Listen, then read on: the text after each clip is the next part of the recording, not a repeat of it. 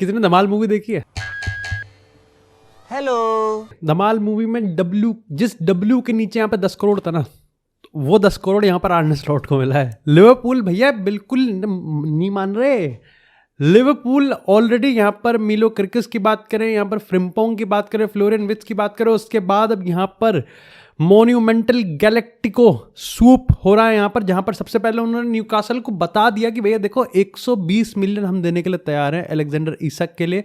और जैसे यहाँ पर न्यूकासल से थोड़ा सा ठंडा से रिप्लाई आया, उन्होंने उनका ही पत्ता काट दिया, क्योंकि यहाँ पर न्यूकासल और एक्तिते की जो डील थी वो अब यहाँ पर ऑफ हो चुकी है। और इसी के साथ यहाँ पर उन्होंने एक्तिते वाली डील में इतनी तेज काम किया है कि ना ही सिर्फ उन्होंने फ्रैंकफर्ट के साथ यहाँ पर लगभग $90 मिलियन की डील यहाँ पर ऑलमोस्ट कंफर्म होती हुई दिख रही है, बल उन्होंने यहाँ अगर हम बात करें एक्तिते की, तो ऑफ कोर्स ह्यूगो एक्तिते को अगर यहाँ पर आपके पास ऑप्शन दिया जाए तो यहाँ पर न्यूकासल और लिवरपूल में से ऑफ कोर्स वो लिवरपूल को चूज करने वाला है।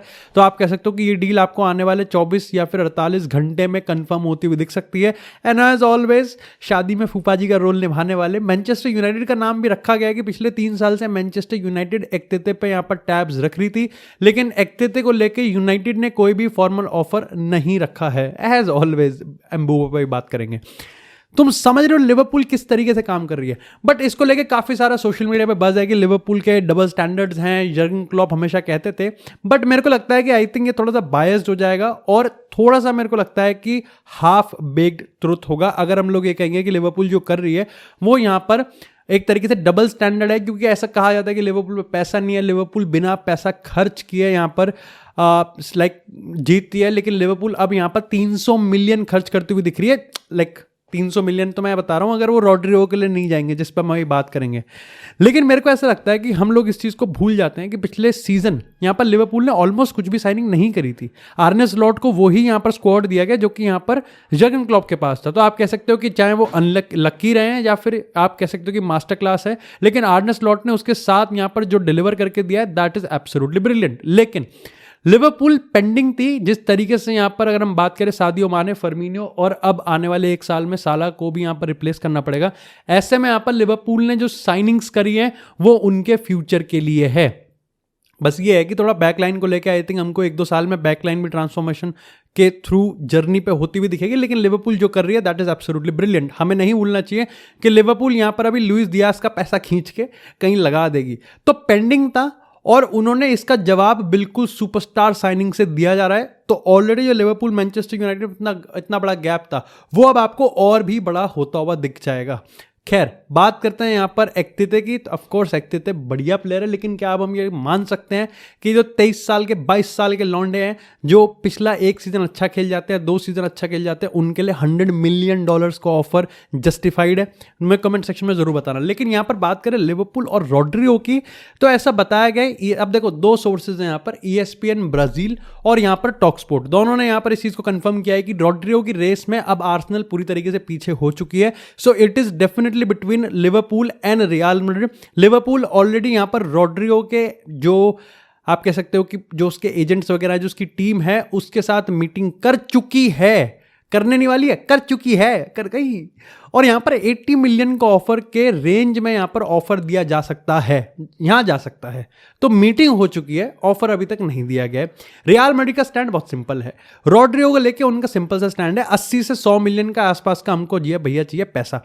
रॉड्रिगो का स्टैंड भी बहुत सिंपल है कि वो रियल मैड्रिड में रहना पसंद करेगा, रियल मैड्रिड ही उसका प्रिफर्ड है। अगर रियल मैड्रिड उसको कहती है कि भैया देखो ऐसी बात है कि यहां पर तेरे को सेल करना पड़ेगा क्योंकि इस प्रोजेक्ट में तेरा कोई बहुत बड़ा रोल है नहीं, तो यहां पर रॉड्रिगो फिर सोच सकता है। लेकिन मेरे को लगता है कि सारी चीजें थोड़ा सा हिल जाती है जब क्लब आता है लिवरपूल के नाम से।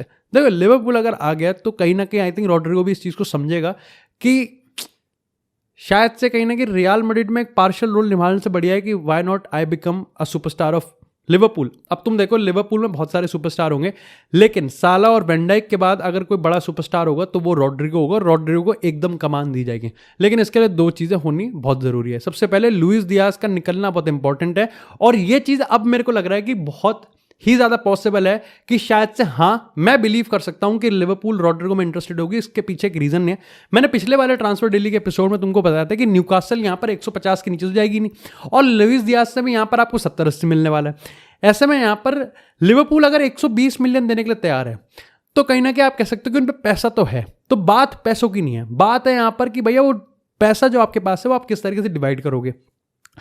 लुइस दियाज ने ऑलरेडी कह दिया कि वो लिवरपूल छोड़ के जाना चाहता है। ऐसे में यहाँ पर बार्सिलोना का भी डाइसी लग रहा है, जो कि मैं बताऊंगा कि बार्सा नहीं जाएगा लुइस दियाज, बट बायर्न वो पे कर देंगे, वो पे कर देंगे भाई, वो पे कर देंगे, वो उनका हिसाब अलग चल रहा है, वो पे कर देंगे भाई लुइस दियाज के लिए।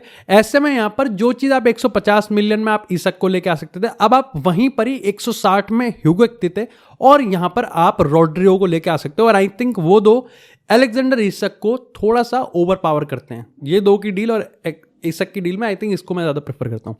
लेकिन इसी के ज़्यादा बात करते हैं थोड़ी सी मैनचेस्टर यूनाइटेड की। तो भैया यूनाइटेड ने यहाँ पर एम्बोमो को लेके सीन बना दिया है कि एक बार थर्ड ऑफर, इंप्रूव्ड ऑफर एक बार फिर से यहाँ पर ब्रेंटफोर्ड को भेजा जा चुका है। सबसे पहला जो ऑफर था वो यहाँ पर लगभग $57 मिलियन का था, जिसको यहाँ पर ब्रेंटफोर्ड ने एक बारी में रिजेक्ट कर दिया। उसके बाद मैनचेस्टर यूनाइटेड फिर से आई और मैनचेस्टर यूनाइटेड ने इस बार 57 की जगह 69 मिलियन का ऑफर दिया, $69 मिलियन का, और इसको भी ब्रेंटफोर्ड ने रिजेक्ट कर दिया। और अब यहां पर बात आ रही है $81 मिलियन की। मैं तुम्हारे लिए डॉलर्स में बता रहा हूं, ना कि पाउंड्स में, तो ज्यादा है, 12 मिलियन ज्यादा होता है। तो $81 मिलियन का यहां पर ऑफर इस बार फिर से मैनचेस्टर यूनाइटेड रखा है और ये तीसरा ऑफर है। और अभी तक भी ब्रेंटफोर्ड की तरफ से कोई भी खबर नहीं आई है, लेकिन माना जा रहा है कि इस बार शायद से ब्रेंटफोर्ड मान जाएगी।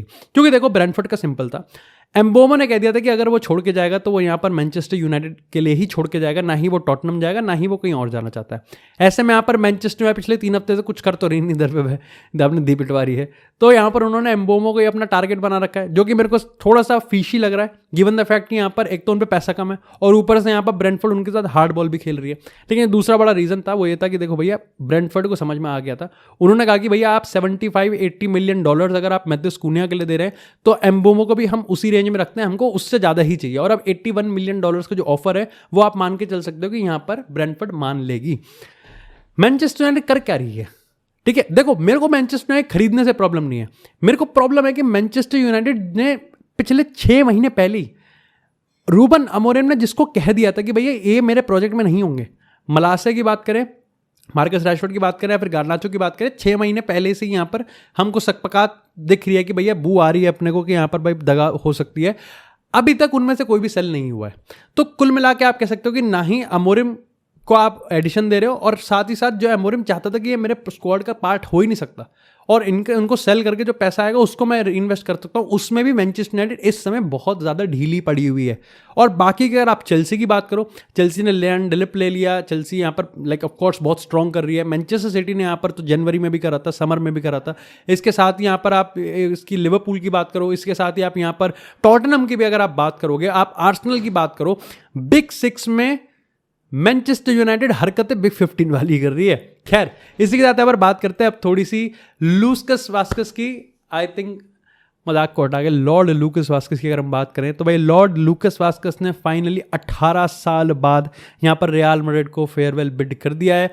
मेरे को एक बहुत ही स्ट्रॉन्ग स्टेटमेंट लगा that I am always gonna be real Madrid youth player. 2007 में आने वाला ये यूथ प्लेयर, भाई मैं इस चीज़ के लिए बहुत बहुत ज़्यादा प्राउड फील करता हूँ कि लूकास वास्केस मेरे क्लब के लिए खेला, क्योंकि मैं तुमको बताता हूँ पिछले 5 साल में जब तक मैं कंटेंट बना रहा हूँ कितने ही ऐसे प्लेयर होते हैं जो कि एक्चुअली में ना ही सुपरस्टार रोल मांगते हैं, कुछ भी नहीं मांगते, और क्लब भी उसको उसी तरीके से रेसिप्रोकेट करता है। 2016 की बात करें, जिडान के अंडर की बात करें, एंसेलोटी के अंडर की बात करें, उससे पहले अगर हम यहाँ पर एंसेलोटी 1.0 की बात करें, इन सब के बीच की अगर हम बात करें तो लूकास वास्केस एक ऐसा प्लेयर था जिसने कभी कंप्लेन नहीं करी, जिसने कभी कोई ईगो क्लैश नहीं हुआ, ड्रेसिंग रूम में कभी उसका लड़ाई का सुनने को नहीं मिला, कभी रियल मैड्रिड के साथ कभी कोई कॉन्ट्रैक्ट को लेकर बकचोदी नहीं करी, कभी पैसों को लेकर कोई ड्रामा नहीं करा। ऐसे में यहाँ पर कितने ही प्लेयर ऐसे होते हैं आज के टाइम में जो कि आप देखते हो, और लूकास वास्केस एम्बॉडीमेंट है उस चीज़ का कि व्हाट इज लॉयल्टी सेट।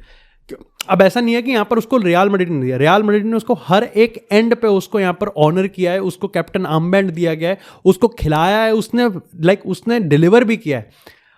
तो कहीं ना कहीं मेरे को लगता है कि ये फेयरवेल उसलिए मेरे लिए बहुत स्पेशल हुआ कि यहाँ पर लूकास वास्केस जैसा प्लेयर आपको शायद से, रियल मैड्रिड तो छोड़ो, आपको शायद से आज के टाइम पे फुटबॉल वर्ल्ड में मिलेगा। क्योंकि आज के जनरेशन की बात करें, सालों को 2 गेम बाहर बैठा दो, इनके फुंपुड़ियाँ सी, इनके छुनछुने काटने लगते हैं इनके, बट वहीं लूकस वास्केज 18 साल एक क्लब में without being superstar, without any drama, without any argument, और ड्रेसिंग रूम में किसी से भी, तुम सोचो किलियन एम्बापे अपना वेकेशन कट करके सिर्फ फेयरवेल, वो बंदा जो कि सिर्फ 1 साल हुए हैं, वो बंदा अपना वेकेशन कट करके यहाँ पर इस फेयरवेल को ज्वाइन करने आया था, सेम विद आंद्रे लुनिन, तो इट वॉज वेरी स्पेशल। खैर बात करते हैं यहाँ पर थोड़ा सा मस्त चीज तुमको बताता हूँ।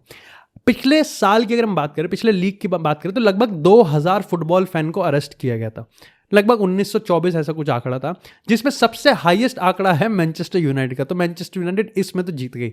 लगभग उनके 130 फैंस को अरेस्ट किया गया था फुटबॉल मैटर्स में। जब मैंने यहाँ पर रिपोर्ट पढ़ी तो उसमें बताया गया कि सबसे जो होता है वो डिसओबे हो गया, चिल्लम चिल्ली कर दी, मारकाट थोड़ी सी हो गई, धक्का मुक्की कर दी, तो उसमें अरेस्ट हो गया। दूसरे में आता है यहाँ पर कि और थोड़ा सा उग्रवादी और थोड़ा सा ड्रामा। तीसरा है द ड्रग, अगर किसी फैन के पास थोड़ा ड्रग पाया गया, यहाँ पर कुछ इलीगल सब्सटेंस पाया गया। ऐसे में यहाँ पर मैनचेस्टर यूनाइटेड सबसे ऊपर है, उसके बाद आती है मैनचेस्टर सिटी, उसके बाद आती है यहाँ पर वेस्ट हैम यूनाइटेड जो कि पिछले 3 साल से इस चार्ट में ऊपर थी। इसके बाद आपको चेल्सी मिलती है, उसके बाद आपको यहाँ पर और भी क्लब्स मिलते हैं, चाहे हम एस्टन विला की बात करें। तो ऐसे है टॉप 5 की अगर हम बात करें, मैनचेस्टर यूनाइटेड, मैनचेस्टर सिटी, उसके बाद West Ham United, Aston villa और चेल्सी।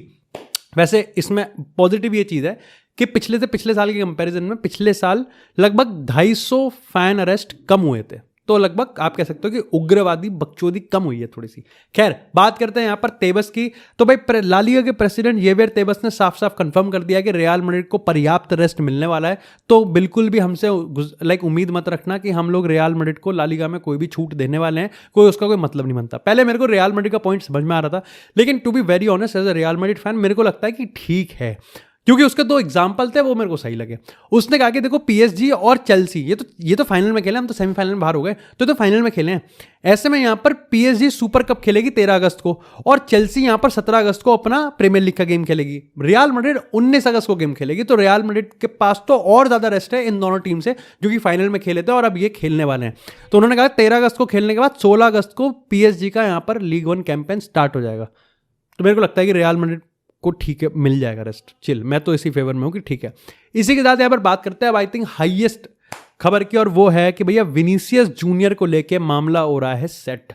तो भाई विनीसियस जूनियर को लेके मैं पहले बता दूं, बेन जैकब्स की एक रिपोर्ट है टॉक स्पोर्ट की जो कि मैंने पढ़ी है, और उसी का हवाला देते हुए मैं तुमको आज की कहानी बता रहा हूं। पिछले कुछ रिपोर्ट्स में फुटबॉल डेली में मैं तुमको बता रहा हूं कैसे विनीसियस जूनियर और रियल मैड्रिड जो कि पिछले 1 साल से कॉन्ट्रैक्ट एक्सटेंशन पे बैठे हुए थे कि हाँ भाई मान जाते हैं ये डील है, बस जब बात आई साइन करने की तो दोनों पार्टीज यहां पर बिल्कुल इख्तला हो गई। और जैसी ये खबर सामने आई तभी यहां पर सोशल मीडिया की बात करें या फिर ट्रांसफर मार्केट की बात करें, थोड़ा हिलने लग गया। अब यहां पर कॉम्प्लिकेशन मामला ये है, मामला कॉम्प्लिकेट इसलिए हो जाता है क्योंकि विनीसियस के लिए आप कह सकते हो कि नॉन एग्जिस्टेंट मार्केट है। तुम कहोगे विनीसियस जूनियर के लिए, हाँ नहीं है, बहुत घटिया प्लेयर के लिए भी मार्केट नहीं हो सकता और बहुत तगड़े प्लेयर के लिए भी मार्केट नहीं हो सकता। हाँ कह सकते हो कि लमीन यमाल 200 मिलियन कौन देगा, है किस पे पैसा। आई नो ऑफ कोर्स तुम कह दोगे पीएसजी दे देगी, बट लेकिन एक क्लब ऐसे तो, लेकिन अभी तो पीएसजी भी नहीं दे पाएगी। आप कह सकते हो अभी तो पीएसजी भी नहीं दे पाएगी, ना ही विनीसियस जूनियर के लिए ना ही लमीन यमाल के लिए। ऐसे में यहाँ पर विनीसियस जूनियर के लिए नॉन एग्जिस्टेंट मार्केट है जो कि रियल मैड्रिड को पता है। बट फिर भी रिपोर्ट ये बताती है कि विनीसियस जूनियर को लेकर रियल मैड्रिड एक हार्ड स्टैंड रख सकती है।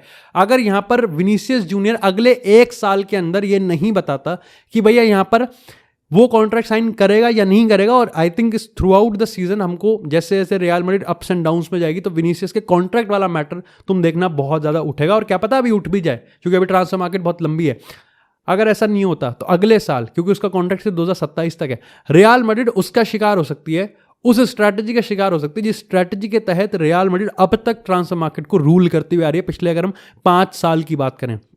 खैर लेकिन यहाँ पर खबर ये आई है कि सऊदी अरेबिया ने जब अप्रैल 2000 अगर हम बात करें इसी साल के अप्रैल की, तो उन्होंने यहाँ पर विनीसियस को लेके ये समझ लिया था कि शायद से विनीसियस और रियल मैड्रिड अपना कॉन्ट्रैक्ट एक्सटेंड कर लेंगे। और ऐसे में उन्होंने कहा था कि जब 2030 तक इसका कॉन्ट्रैक्ट एक्सटेंड हो जाएगा तो हम फिर भी 2028 में यहाँ पर निपटा लेंगे, यानी कि 3 साल बाद हम विनीसियस को ले लेंगे। लेकिन लेना जरूर है, उन्होंने कहा विनीसियस को तो लेना जरूर है। विनीसियस एक ऐसा ग्लोबल प्लेयर है जो कि अपने को चाहिए ही चाहिए, साउथ अमेरिकन फुटप्रिंट के लिए भी। लेकिन यहाँ पर मामला हो गया तड़क। अब उन्होंने कहा है कि भैया यहाँ पर रिपोर्ट बताती है कि भैया सऊदी 300 मिलियन देने के लिए तैयार है, दे आर रेडी। वो 300 मिलियन रियल मैड्रिड को देने के लिए तैयार है, और साथ ही साथ यहां पर वो विनीसियस को 1 बिलियन का कॉन्ट्रैक्ट देने के लिए भी तैयार है, लगभग उसी लेवल पे जिस लेवल पे यहां पर क्रिस्टियानो रोनाल्डो या फिर हम बात करें करीम बेंजेमा को, उस लेवल की सैलरी देने के लिए तैयार है वो यहां पर विनीसियस जूनियर को। It remains to be see कि विनीसियस जूनियर का यहां पर क्या सीन रहता है और क्या नहीं। बट तुमको क्या लगता है कि क्या सही में विनीसियस जूनियर रियल मैड्रिड से लड़के जा सकता है? वैसे जस्ट हाइपोथेटिकल, देखो मेरा तो एज अ पर्सनल वो ये ओपिनियन तुमको पता है कि मेरे को तो लगता है कि I think Vinicius junior will stay at real Madrid. अब कुछ लड़ाई हो जाए तो तुम क्या ही कह सकते हो, मतलब विनीसियस जूनियर के रिगार्डिंग कुछ भी हो सकता है कभी भी, तो कुछ कह ही नहीं सकते। और क्लब भी रियल मैड्रिड है तो वो तो और कह सकते हो कि स्टबन है और भी ज़्यादा ब्रूटल है इन मामलों में। बात करते हैं यहाँ पर बार्सिलोना की, तो देखो बार्सिलोना के साथ मामला हो रहा है थोड़ा सा डगमगाता हुआ। टर स्टेगन को इंजरी हो चुकी है और इंजरी के चलते उसको सर्जरी चाहिए, सर्जरी के चलते वो 2-3 महीने बाहर हो सकता है। तो बार्सिलोना सेम गेम खेल सकती है जो उन्होंने क्रिस्टेंसन के साथ खेला था, कि क्रिस्टेंसन के हटा के उन्होंने यहाँ पर डैनी ओल्मो या फिर आई थिंक उन्होंने पाओ विक्टर में से किसी एक को रजिस्टर किया था, कुछ ऐसा ही सीन था। अब वो टर स्टेगन को हटाकर, क्योंकि उसको सर्जरी चाहिए और 3 महीने की इंजरी को वो 4-5 महीने बता देंगे, जो उन्होंने पिछली बार भी करा था क्रिस्टेंसन के साथ, यहाँ पर वो जॉन गार्सिया या फिर शेज़नी में से किसी एक को रजिस्टर कर सकते हैं। Now I feel little bit कि निको विलियम्स ने क्या डिसीजन लिया।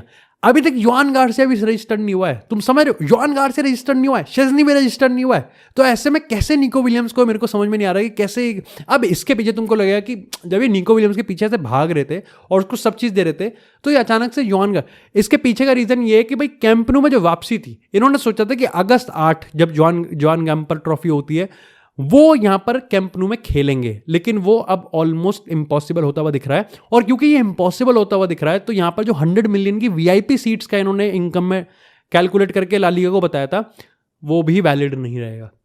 जब आपका कैंप न्यू नहीं खुला हुआ तो आपकी वो 100 मिलियन की जो वीआईपी वाली सीट्स है, आप उसको भी प्रूफ नहीं कर सकते और आप उसका पैसा इनकम में नहीं दिखा सकते। और इसलिए यहाँ पर बार्सिलोना भी 1:1 में नहीं आई है, और साथ ही साथ यहाँ पर वो जॉन गार्सिया या फिर शेज़नी को भी रजिस्टर नहीं कर पा रहे। उसके लिए इनको टर स्टेगन को डी रजिस्टर करना पड़ेगा। और टर स्टेगन का तो हिसाब ये है कि भैया टर स्टेगन ना हिलने का हो है, बट अगेन वो बार्सिलोना में तो पैसा कमाएगा ही कमाएगा। तो तुम सोच रहे हो कि डी रजिस्टर हो जाएगा तो खेलेगा नहीं, बट वो पैसा पूरा कमाएगा बार्सिलोना से, पूरा चूसेगा वो बार्सिलोना को।